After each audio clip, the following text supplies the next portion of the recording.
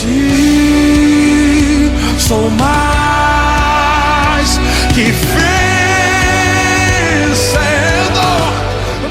Vamos passar para a palavra, né? Hoje a gente está com a responsabilidade, né, de ser povo de Deus nesse lugar, nosso pastor Eliezer. Vamos orar, vamos colocar de pé, estenda suas mãos para abençoar o nosso pastor. Pai bendito e Deus poderoso, eis aqui, Senhor Deus, o teu filho. Pai, ele está com a responsabilidade, Pai, de trazer a tua palavra para o nosso coração nesta manhã. Pai, nós sabemos que o Senhor já colocou no coração dele aquilo que o Senhor quer falar conosco nesta manhã. Usa para poder e graça, Senhor Deus, o teu filho, para falar aquilo que nós precisamos ouvir nesta manhã, Senhor Deus, não o que queremos, mas que nós precisamos ouvir. Pai, abençoa ele, dê unção, graça e sabedoria. Pai, nós pedimos também, abra o nosso entendimento, Deus, para que nós compreendamos, ó Deus, a palavra que vai ser falada nesta manhã. Abençoa as nossas vidas, nós pedimos isso, em nome do Senhor Jesus. Amém. A paz do Senhor, irmãos. Amém. Que a graça e a paz do Senhor esteja sobre a vida de vocês abundantemente. E eu convido você a abrir a sua Bíblia no livro de Êxodo, segundo livro da Bíblia. E eu tenho uma palavra profética para você nesta manhã. Você que está conosco aqui, eu tenho certeza que Deus irá falar com você nesta manhã. Você que nos assiste ou posteriormente irá nos assistir, Deus também está falando contigo. Êxodo capítulo 14, nós vamos ler no final do verso 10 até o verso 16. E o que me chamou muita atenção e o tema dessa mensagem é: o Senhor luta por você. Você crê nisso, irmãos? O Senhor luta por você. Tem luta, tem problema, tem batalha, mas o Senhor luta por você, amém? Então olha o que diz a palavra do Senhor, final do verso 10 de Êxodo 14. Então os filhos de Israel clamaram ao Senhor, dizendo a Moisés: será que foi por não haver sepulturas no Egito que você nos tirou de lá, para que morramos neste deserto? O que foi que você fez conosco, tirando-nos do Egito? Não foi isso que dissemos a você no Egito: deixe-nos em paz, para que sirvamos os egípcios? Pois teria sido melhor para nós servir os egípcios do que morrer no deserto. Moisés, porém, respondeu ao povo: não tenha medo, fiquem firmes e vejam o livramento que o Senhor lhes fará no dia de hoje, porque vocês nunca mais verão esses egípcios que hoje vocês estão vendo. O Senhor lutará por vocês, fiquem calmos. E o Senhor disse a Moisés: por que você está clamando a mim? Diga aos filhos de Israel que marchem, e você levante o bordão e estenda a mão sobre o mar. As águas se dividirão, para que os filhos de Israel passem por meio do mar em seco. Amém? Feche os seus olhos. Pai, nós queremos neste momento nos colocar totalmente desprendidos diante de Ti, Senhor, que para isso a Tua palavra, Senhor, possa frutificar e gerar em nós vida que precisamos. É o que clamamos a Ti nesta hora, em nome de Jesus. Amém e amém. Podeis assentar. Irmãos, essa é uma passagem, é uma narrativa muito conhecida. Muitas pessoas já ouviram falar, tiveram filmes, quadrinhos, escritos, comentários, novela, teve desenho animado, tudo fala e lembra do maravilhoso livramento que Deus realizou ao povo de Israel na saída do Egito. Quando acaba aquelas 10 pragas, então o faraó libera o povo de Israel para ir para a terra na qual Deus havia prometido. Nós vamos ver que Deus estava com eles, conduzindo este povo. Mas diante dessa narrativa, eu me deparo no momento em que eles encontram o Mar Vermelho. E aqui, irmãos, no verso 14, existem duas situações bem difíceis de ser compreendidas quando nós estamos em meio a uma situação muito complexa diante de nós.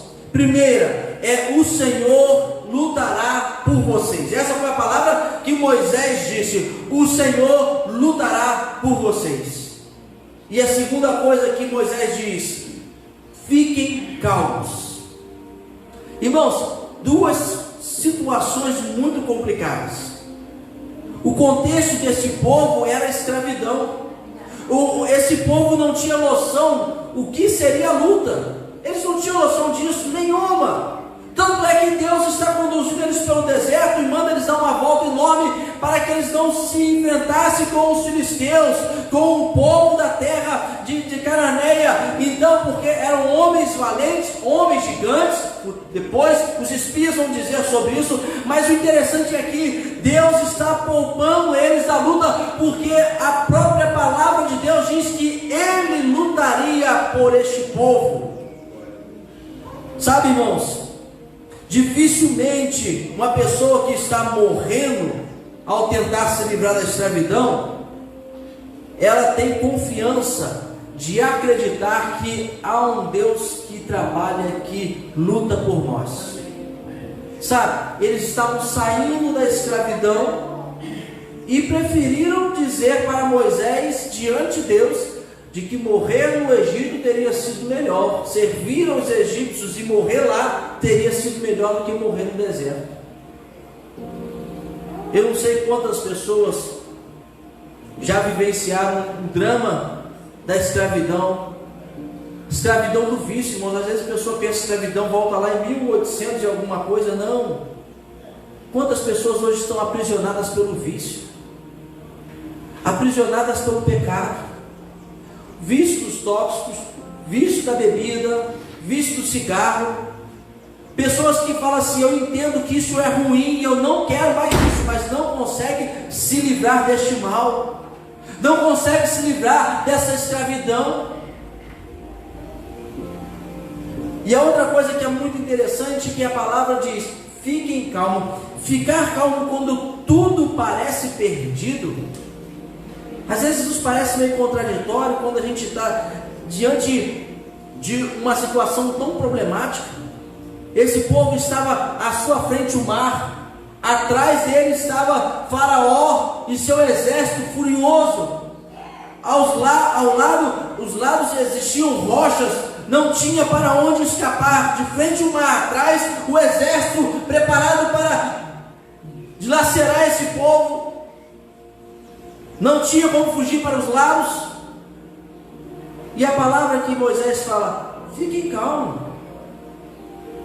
Sabe, irmãos, isso me faz lembrar da ministração que o pastor Henrique ele fez alguns domingos atrás, quando Paulo se levanta no mar, no meio do barco, e o barco, o final do barco era destruição, mas Paulo levanta, e lá no verso 22 ele fala: aconselho que tenham coragem, porque nenhuma vida se perderá, mas somente esse navio. Atos 27.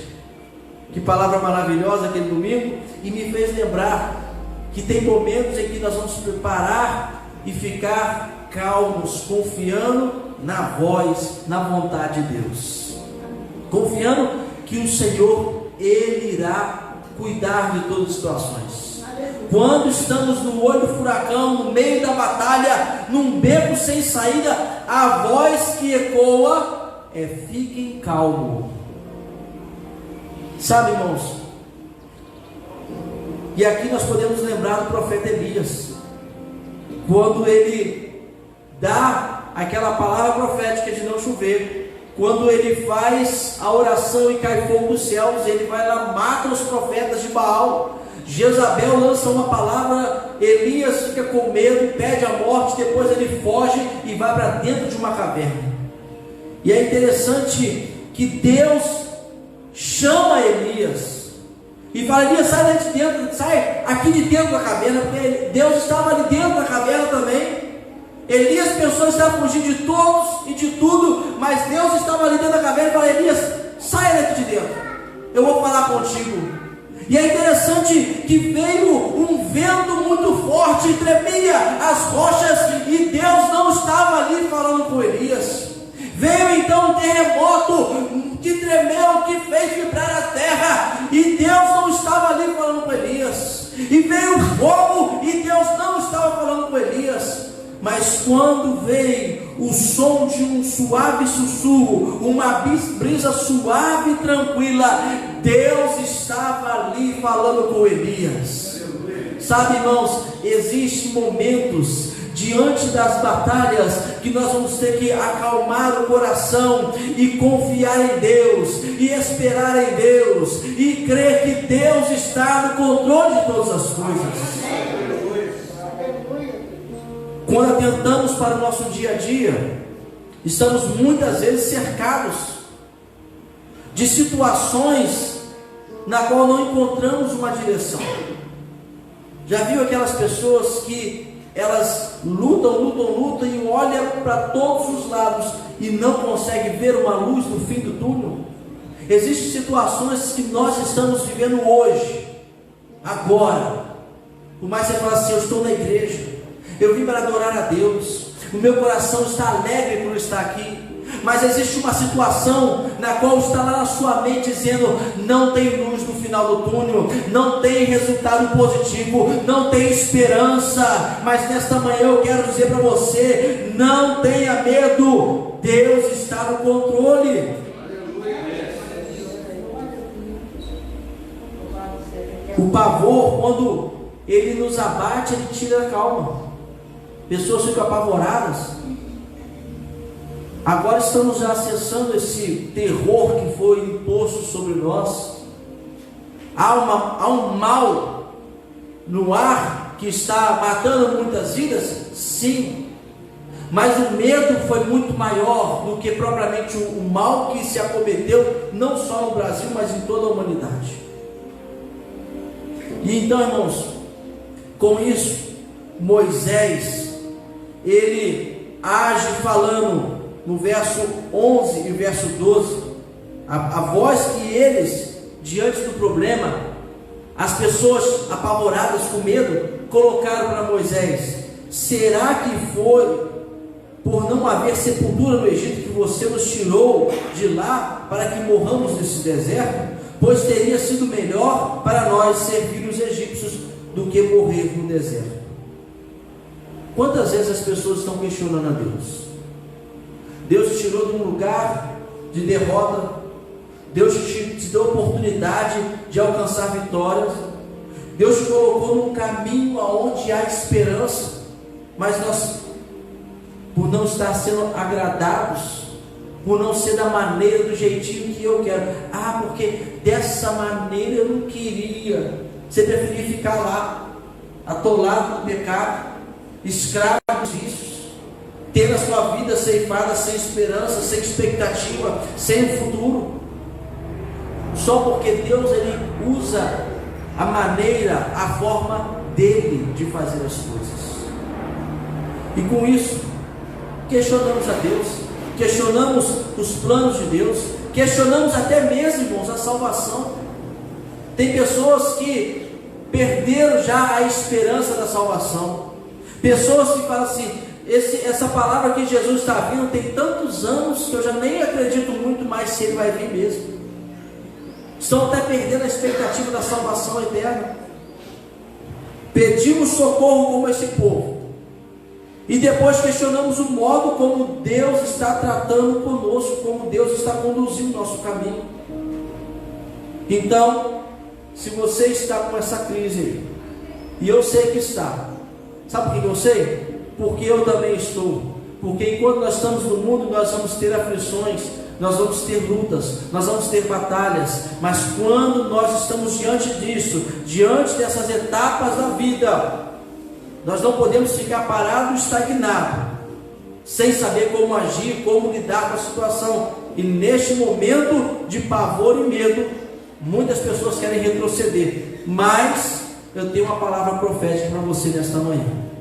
Uma palavra que nesta hora eu creio que Deus estará lutando por você. Amém? Então eu quero, me permita pontuar essas verdades proféticas diante de 4 verdades aqui que estão expostas no texto. A primeira delas é que o medo, não tenha medo, veja o livramento do Senhor. Não tenha medo. Sabe, irmãos, o medo, ele nos impede de ver o grande livramento do Senhor, que o Senhor tem para nos dar. O medo, ele atrapalha a ação de Deus. O medo, ele interrompe aquilo que Deus quer fazer na nossa vida.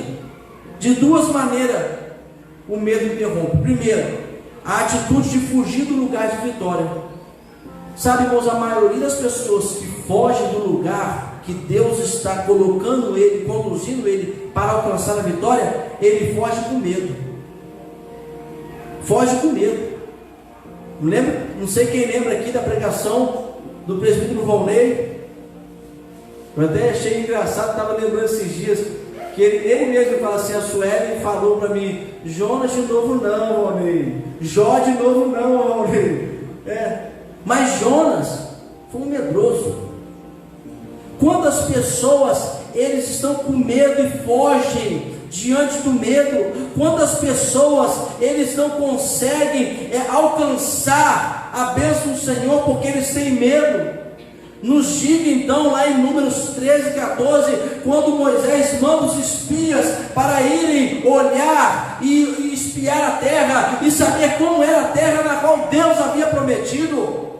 Dos 12 que foram, 10 voltaram e botaram um terror, um medo tão grande no povo que estava pronto a conquistar a bênção de Deus de entrar na terra prometida, e o medo tomou conta deles, porque a palavra foi: lá tem gigantes, lá tem homens de guerra, lá eles vão nos destruir, eles vão nos destroçar, nós não somos páreos para ele, não podemos entrar nessa terra. E o medo tomou conta do povo, e por causa disso eles ficaram perambulando 40 anos no deserto.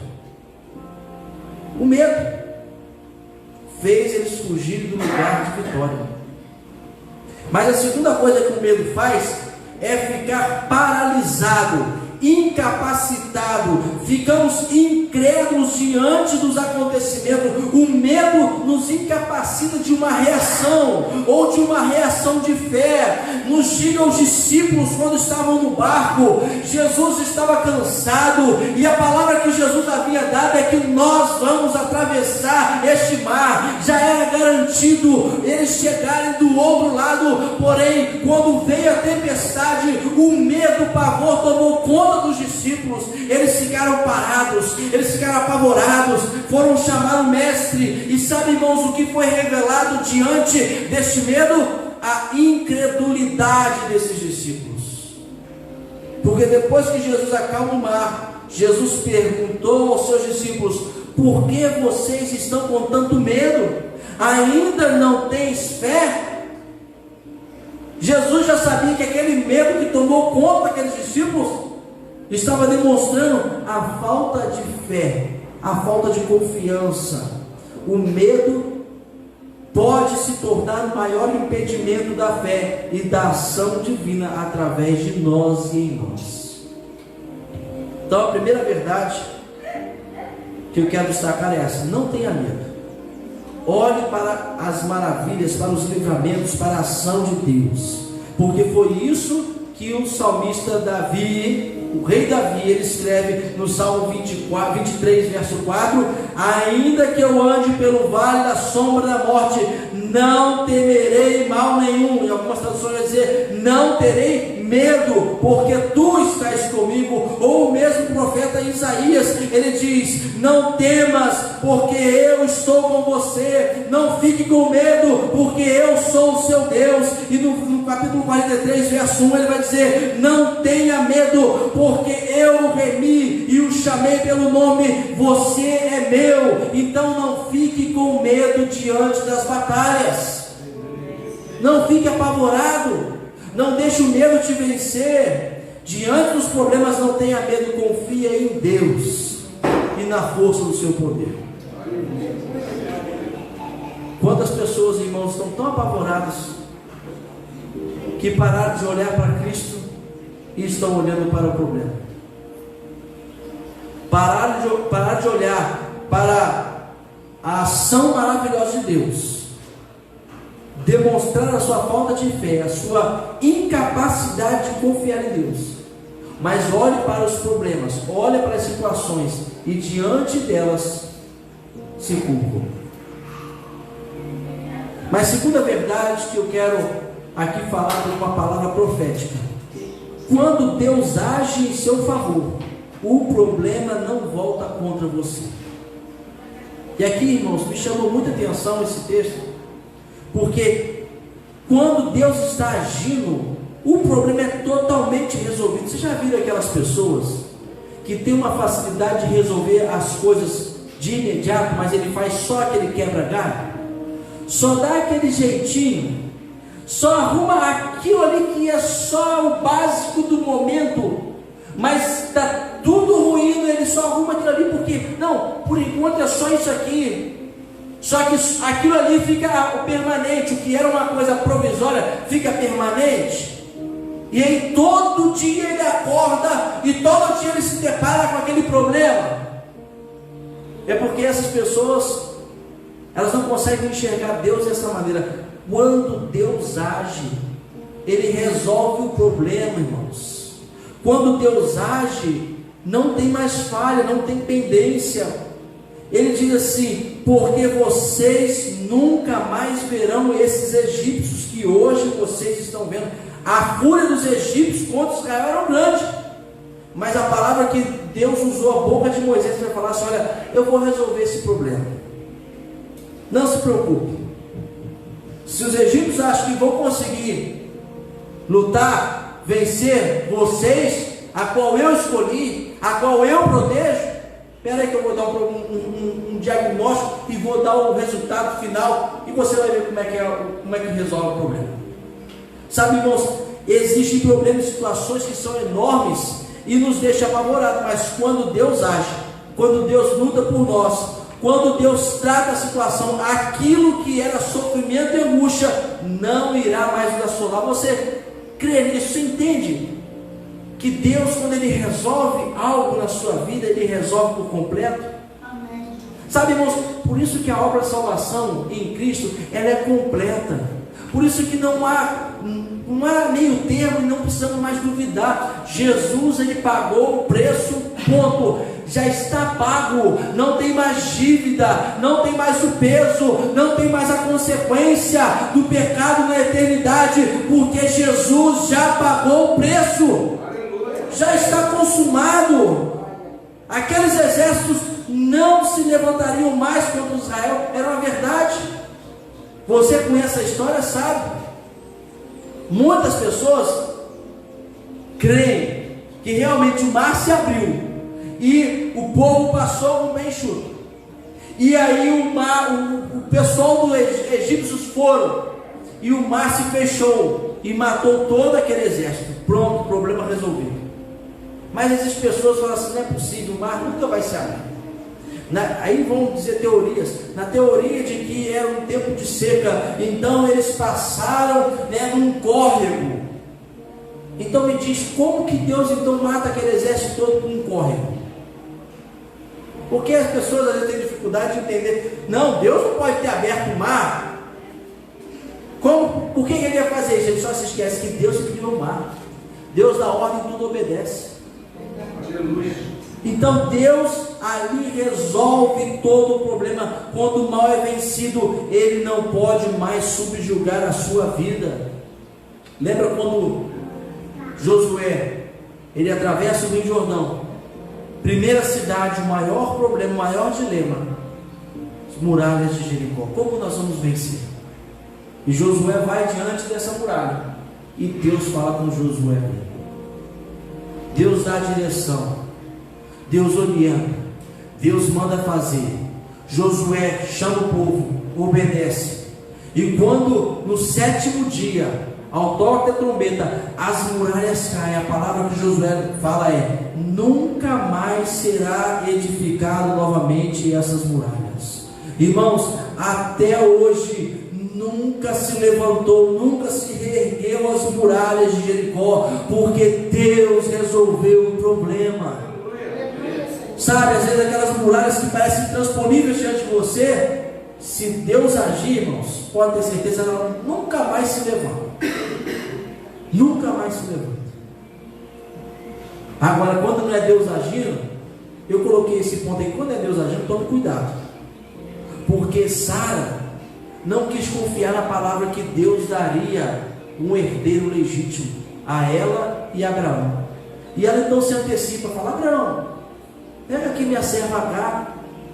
E o maior problema que Abraão e Sara têm se chamou Agar e Ismael. Ismael era filho do amor também de Abraão, mas para Sara, Ismael era um grande problema, porque ela, em vez de permitir Deus agir, ela quis se antecipar. Não se antecipe, deixe Deus agir em seu favor.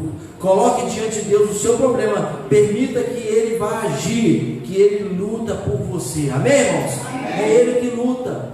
A palavra foi: Deus irá, o Senhor irá lutar por você. Permita Ele lutar, que Ele vai vencer. E aquele problema não volta mais não. Aleluia. Mas terceira verdade profética é: obedeça a voz de Deus e tome atitude. Sabe, tem pessoas que ele quer até quer obedecer à voz de Deus, mas ele fica ali estagnado, parando, achando que as coisas serão resolvidas. Olha, Deus não iria descer dos céus, do seu trono, para marchar adiante do povo, não. Deus não faria isso, isso aí era uma tarefa, era uma atitude do povo de Israel. Por isso que a voz do céu veio: Moisés, por que clamas a mim? Diga aos filhos de Israel que marchem. Marchar era a atitude do povo. Sabe, às vezes a gente fica achando que Deus tem que lutar tanto, e nem a nossa parte Ele quer fazer mais. Mas aqui nos faz uma advertência: olha, ouça a voz de Deus e tome atitude. Quando a voz de Deus falar aos seus ouvidos, através da palavra, através da boca profética, através das situações que você tem vivenciado, é hora de tomar uma atitude, é hora de agir. Passou o tempo da espera, o caminho se abre, nós temos que andar por ele. Gideão que nos diga, quando ele estava lá escondidinho, cultivando para o seu próprio sustento, o Senhor aparece para ele, fala com ele, orienta ele, deixa que ele faça prova para garantir que era realmente Deus que estava agindo ali. Então, no momento certo, Gideão esperou a Deus e agiu. E a atitude foi: tocar as trombetas, quebrar os cântaros que tinham nas mãos, segurar as tochas e na mão esquerda e a trombeta na mão direita, e gritaram uma espada pelo Senhor e por Gideão. E o exército dos medianitas fugiram, e o Senhor deu uma grande vitória. Você pode conferir esse Juízes capítulo 7, verso 19. Quando Deus diz a Moisés: por que clamas a mim? Diga ao povo, aos filhos de Israel, que marchem. Eu quero profetizar sobre a sua vida nesta manhã o seguinte: por que você está abatido diante dos seus problemas? Erga os seus olhos para Jesus, creia no poder do seu amor e seja abençoado. Seja abençoado. Não fique parado. Chegou o momento de tomarmos atitude. Chegou o momento de nós agirmos. Viver a graça de Cristo, que vai nos impulsionar a andar nele. E Deus usará a nossa vida para a glória do seu nome. E a quarta e última verdade: Deus continua no controle de tudo e de todas as coisas. Sabe, irmãos,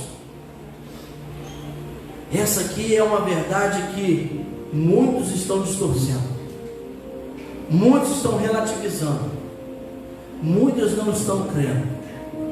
Acha que Deus criou, deixou aí e está bem distante. Não está, irmãos. Deus continua no controle de tudo. Pode parecer difícil na ótica da razão, muitas vezes incrédula, mas Deus controla tudo e todas as coisas.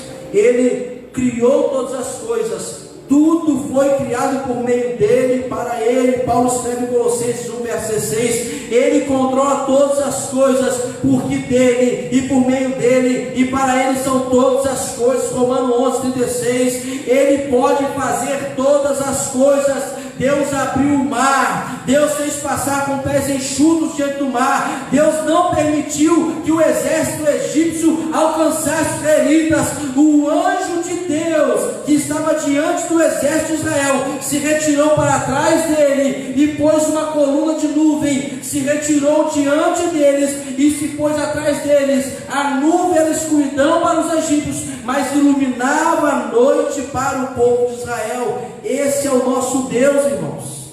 Ele muda as situações, muda as circunstâncias, porque Ele está no controle de tudo. E quem Ele quer abençoar, Ele abençoa. E quem Ele não quer abençoar, Ele não abençoa. Esse é o nosso Deus, que está no controle da sua vida, que está no controle da sua casa, que está no controle da sua família, que está no controle do seu trabalho. Pastor, mas eu não trabalho, mas Deus continua no controle da sua vida. Se Ele controlou a situação com o povo de Israel, diante do mar, passando pelo mar, com o exército furioso atrás, Deus controla os seus problemas, irmãos. Entenda que talvez esses problemas sejam mais para te fazer crescer do que para te derrubar. Porque se Deus permitiu, é para que nós possamos crescer, aprender, alcançar mais confiança, fé nele.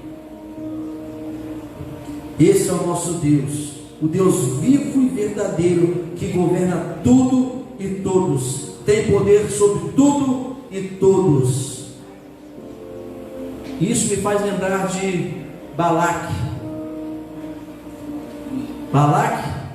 Rei Balaque. Para quem não conhece, isso aí está em Levítico, verso 22.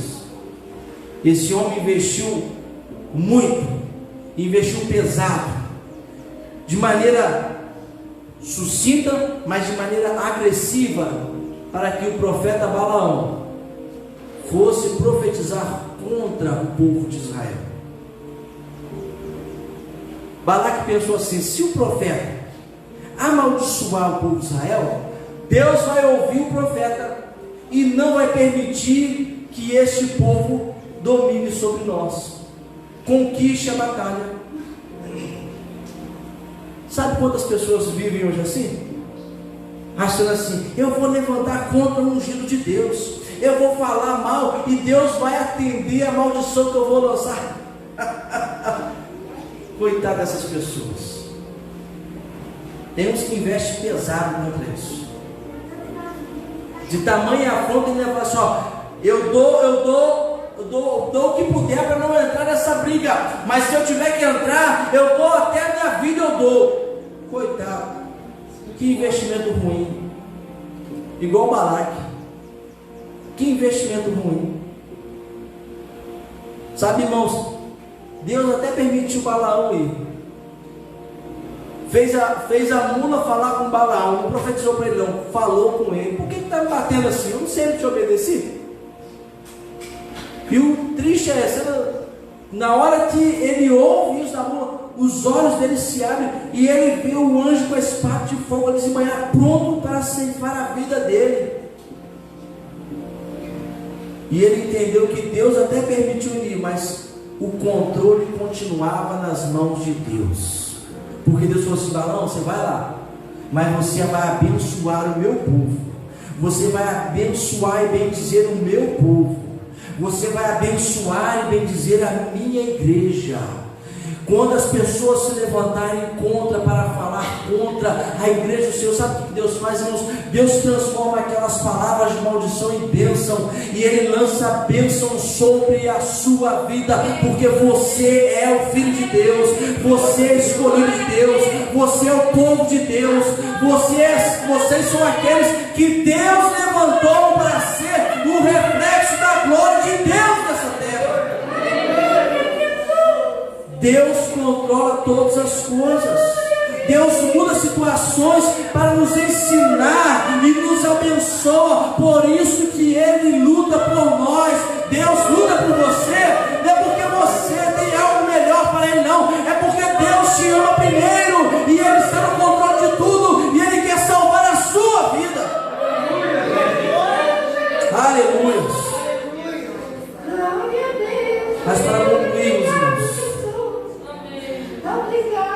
saiba que a sua vida é preciosa aos olhos de Deus. E Deus prova disso através do seu Filho Jesus, que nos dá vitória. E vitória com abundância. E vitória garantida. E uma vitória permanente, porque Ele é o Senhor.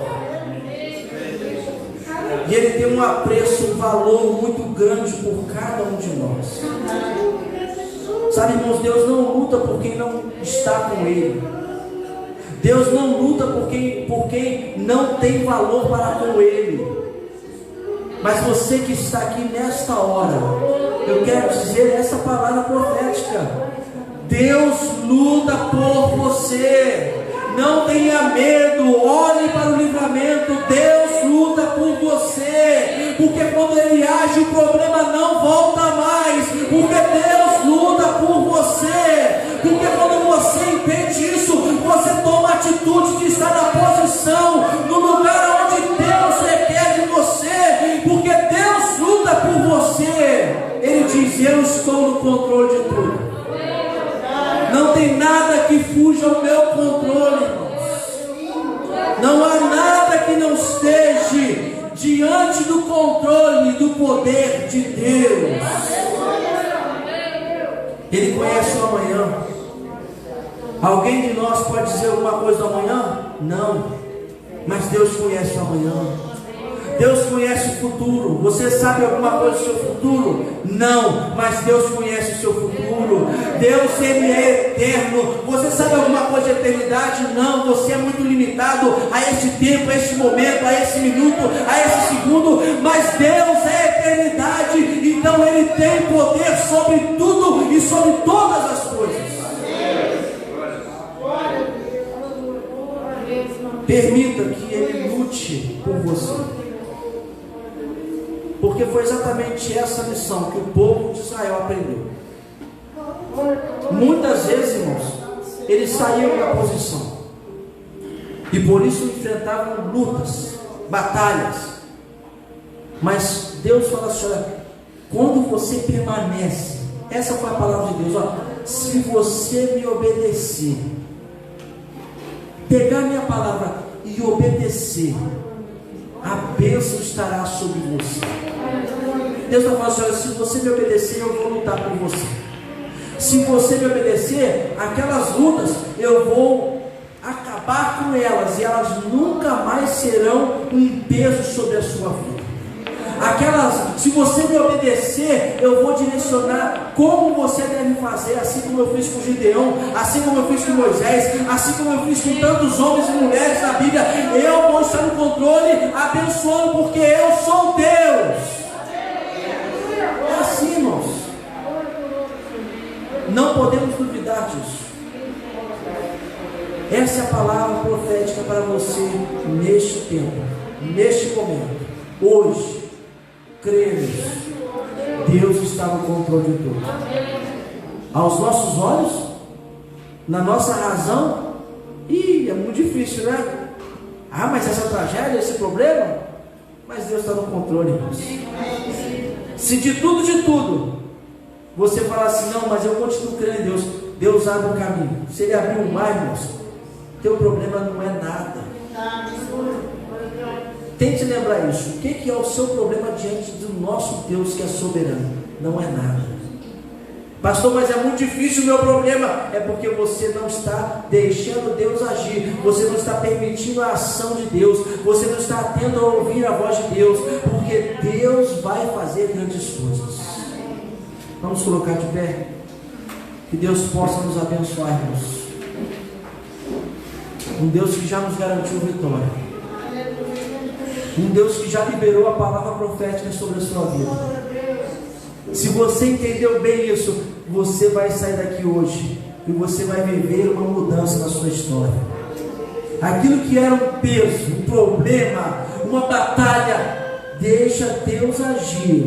Porque quando Ele terminar, irmãos, até hoje não se ouviu que o povo egípcio dominou sobre Israel.